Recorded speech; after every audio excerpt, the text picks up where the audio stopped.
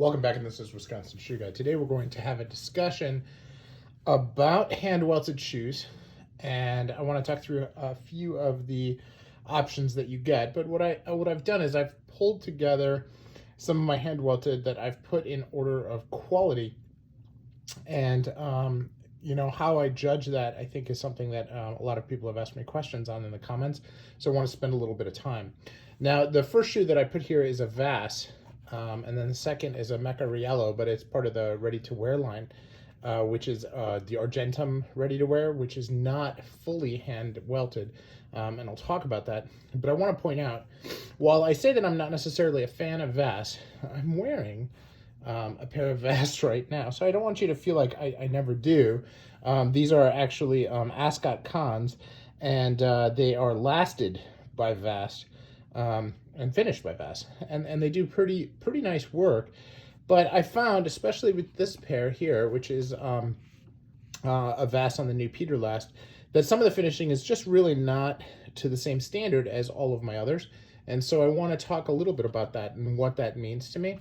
And then the Meccariello, the ready-to-wear piece, has a different construction method that I'll also talk about. But if I go here and I look at this in order, this is a Vass, this is a Meccariello for Yeossal, this is Apollo Skafora. Now this is Apollo Skafora, which is a hand Goodyear welted. So Goodyear welted to me means that they actually put a gemming underneath the insole that they sew to the welt. And if it's done by hand, then it's still done by hand, but it is still Goodyear welted, means that it has that gemming. Now I may be wrong because they may be using the term differently, but that's what I interpret it as. And then this is a pair from October 10th, which is hand-welted. And then I have Enzo Bonafe, and then a Meccariello hand-welted shoe. And then moving on to a St. Crispins, and then to an Acme, which is, these two are much higher priced and definitely in the higher tier there. So as we look at it, and as we look at what I look at in terms of hand welting, I'm going to superimpose a picture here in the video. This is hand welting. This is somebody carves out the bottom of the insole in order to make this channel, and then that channel is used to attach the welt to the insole directly. In Goodyear welting, as I said before, it's actually a piece of canvas, which is called gemming, and that canvas is what it then connects it. Now, the canvas can last a long time, 40, 50 years, they do last. Occasionally they need to be replaced because, the shoes get too moist or whatever, or they become brittle, where the hand welted don't. But that is the big difference between hand welted and Goodyear welted, is that that's done that way. Now, that's not to say that a hand welted shoe is handmade.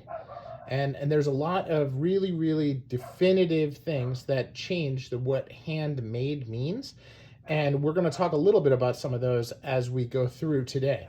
So first, let's take a look at the Vass, and let's take a look at the actual finishing on the shoe, right? If you look at the edge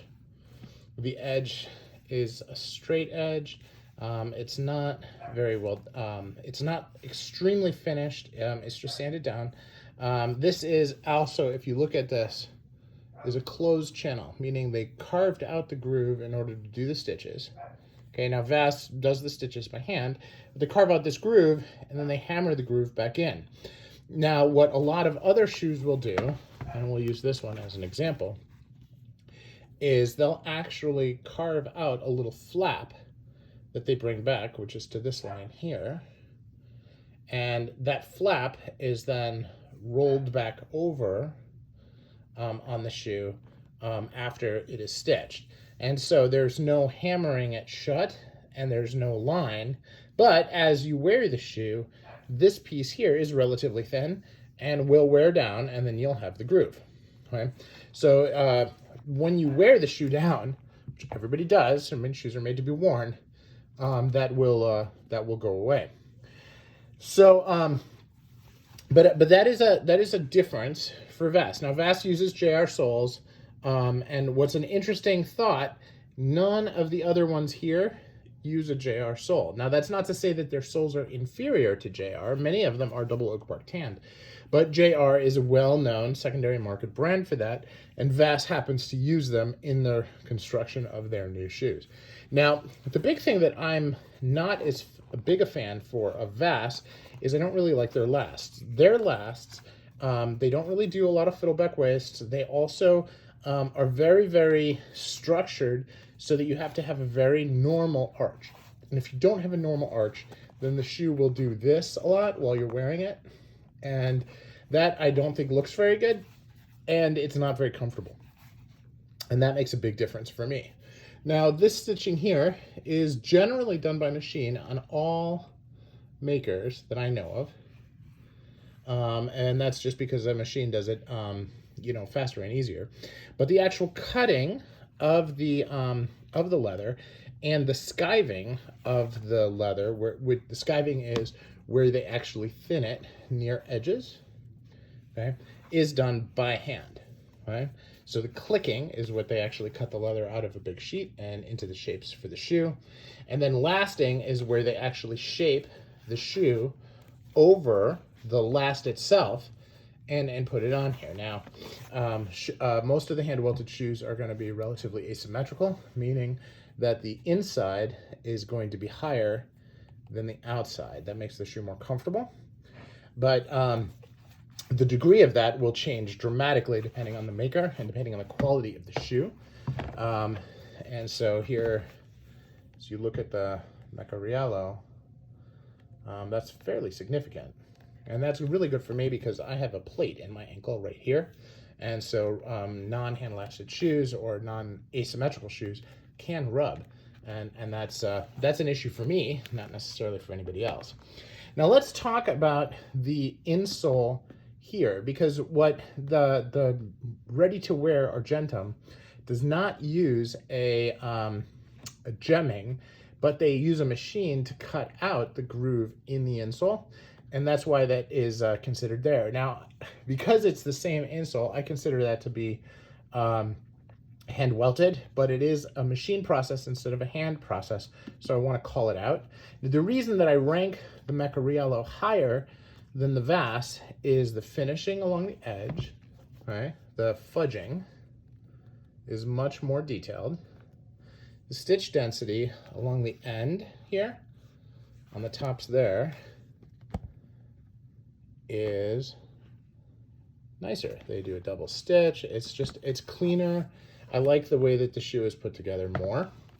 And most importantly, this leather is softer, more comfortable, more pliable, and in my opinion, probably longer lasting than this leather. This leather is relatively stiff. There is, it almost feels like there's a stiffener between the lining and the upper. It's just, to me, the leather quality is not as good. Now, that's not to say that the leather quality on Vass is not good. It is. It's very good. I just don't find it to be as high quality as this Meccariello for Yeossal. Now, you look at that, and then you move it to Skafora. Now, Skafora has, different, they do everything by hand, right? They include, as I understand it, they use a machine to stitch the soles on, and that's not the end of the world. But they do it. It's a pretty good machine because the soles are really deep in there, the sole stitching. No fudging on this because it's suede. The density on the sole is not as good as it is on this, but this is, 100% handmade, where this is made by machine, which is why I ranked it the way I did. Now, the quality of this leather is tremendously outstanding, and it feels significantly thicker than this. So where this feels like it's a little bit looser on the foot, meaning that it just doesn't feel quite as sturdy as this one, but neither of them are stiff like the Vass, right? So just want to point that out. Now, so sole here also not a, it has a beveled waist, but not a very thin waist, where Meccariello is beveled / fiddleback, depending on how you would define it. I don't view that as being quite a fiddleback because it's not a good line, but it is a very good well-crafted waist even has a notch here where the waist is thinner than the heel. Okay? So give or take, again, because this is the Argentum ready to wear, I moved it over here. Now, the next 5 shoes are fully hand welted, right? And we'll talk about those and what in my mind separates the quality for all of these. Now, when we look at the October 10th has a really high degree of finish, but it's not quite as good as the others, and I believe that that sole is machine stitched, right? But it's very, very dense. The combination of suede and leather here, it's French calf and Janus suede, is very nice. So the leather on this is very, very high quality. The stitch density here is very, very good. Now here, the skiving that they've done, and again, I don't know October 10th well enough to know whether or not the skiving is done by hand or whether it's done by machine. It could very well be done by machine, but this piece of it is very, very good. Like at one point, I actually used like a penny, okay, to see the penny is higher than the skive line on this. And if I go back and I look at that on the Palo Skafora, the penny is actually even with the skive line. So that's how different the distance is. And then I do the same thing with the Vass, and it's also even. So that's a way of being able to look at that differently. So, you know, if you look at the Vass is made in Budapest, then the Meccariellos and the Skaforas are in Italy.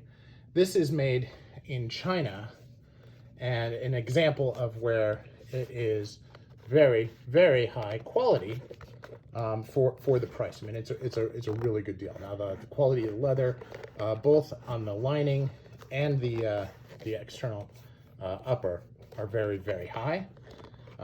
We look at the asymmetry here, and the asymmetry is not that great, but it is there, but it's not as great as it is on some of the other shoes that I view higher, and that's a reason why I have October 10th at that portion of the thing. Now, if we look here, this is the Enzo Bonafe. Again, pretty close to symmetrical. Right. Also, the skiving on this, probably not quite what it was, although the penny is still higher. So that is part of the reason that it's here. Now, if you look at the fudging here, that is much, much nicer. Okay?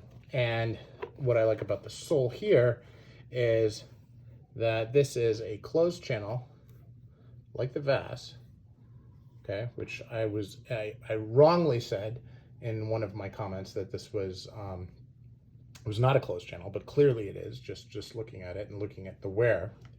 But it's also a wide waist, and I don't necessarily like that as well as I like a good narrow fiddleback waist.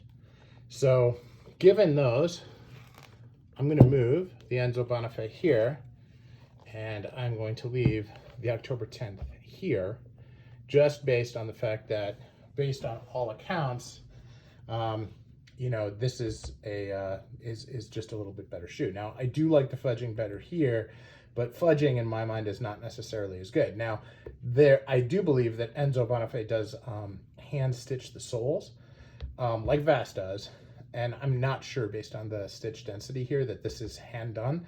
Probably not, but as you'll see with some of my other ones, that's not necessarily the most important thing. So again, I'll leave that here. Now, as we're moving up, this is a Meccariello, and this is hand welted. This is a Principes 2.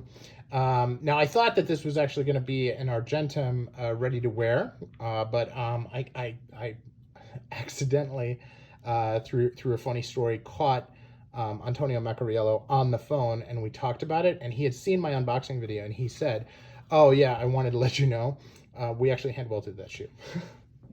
So, okay. So, you know, obviously I'll take that at face value, and that is pretty exciting to me. So now I have this here. If you look at the details there on the edge here is about the same. The fudging, much better. Now the calf and the kudu are, they're second to none, right? I've never seen kudu this good, ever.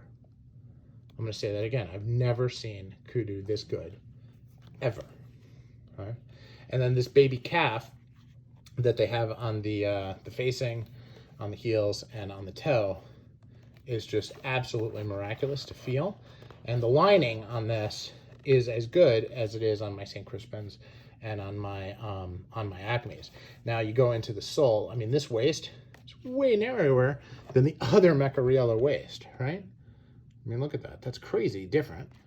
And of course, they've done this paint job on it, which I paid for, right? I mean, that was something that I did as an option, but that is so cool. I can't say how nice that is, right? So you got the little notch there because it's narrower than the heel, and this is a narrow heel, big rubber piece for stability, and of course, all finished as such. So again, very happy with this shoe, and it's very high on my list because of that. Now, price-wise, it's a little bit more than those. It's less than the Skafora, but a really nice piece. Now, when we get into the next two, the price jumps up quite a bit. This is a St. Crispins Mod 646 on a last made for me. This has a Norwegian stitch and a pegged sole, which I believe I paid extra for. The Russian calf, I believe, was part of their standard offering, but it is an MTO. Now, this sole stitch, I know is machine, because St. Crispins does them all by machine, and they don't apologize for it. They just do a really nice job. Now, what's interesting is Enzo, and I said before that I thought that they did this by hand. I take that back. I've recently been looking at a pair of Enzos where they're offering to do it all by hand, and that is a different service. So these are also done by machine on the soles. Now, as I look at this, right, the leather on this is just absolutely to die for. This Russian calf is different than anything I've ever seen. And of course, the pattern work on this is very cool. Now, that is asymmetrical. You know, you look at the two, this is asymmetrical. I mean, look, you can see the edge of the lip on the shoe tree. And you can't on that side, so it's definitely asymmetrical, but it's not like this, where, I mean, you can see the hook versus not, right? So that's a big difference, and part of why I think they feel so good. Now, I mean, this is made on a last for my foot, and then I chose to have this shape of the last on the top side there, which is the B chisel. So that's really nice. The heels are stacked, but this looks like this could be a you know, a prefab stack. It may not be. If I look at it and I see that they're not quite symmetrical either, and they've got some, you know, they're at different angles and so forth. That could be something that they do themselves, but I can't really tell. It is very tight to the shoe, which is good. Not necessarily as thin as these, and of course, as you look at this, this is a higher heel as well. Not materially so, certainly doesn't feel different, but that is definitely a difference just to look at it, and not something that I noticed. And of course, the waist on this is not the same, but a very nice, solid shoe. The stitch density here is very good, and you know, St. Crispins does a nice job. This is also closed, not blind, so they hammered that shut. You know, something as the shoe wears, you can see a lot easier than you could when it was brand new. And then we have Acme. Now, as I've talked about in some of my other videos, this is more of like a bespoke quality shoe that they just do on a ready-to-wear last. The waist on this is very, very good. If you look at the Norwegian stitching, it's much higher end. This is much higher end. The toe is higher end. The apron is higher end. The fudging is. Now, this is hand-stitched sole. I know, just watching the videos of them do the soles, but it looks extraordinary, which is exciting. Now, there is no fudging there, or if there is fudging, it just simply matches the stitches, which is, I think, what it is, now that I look more closely.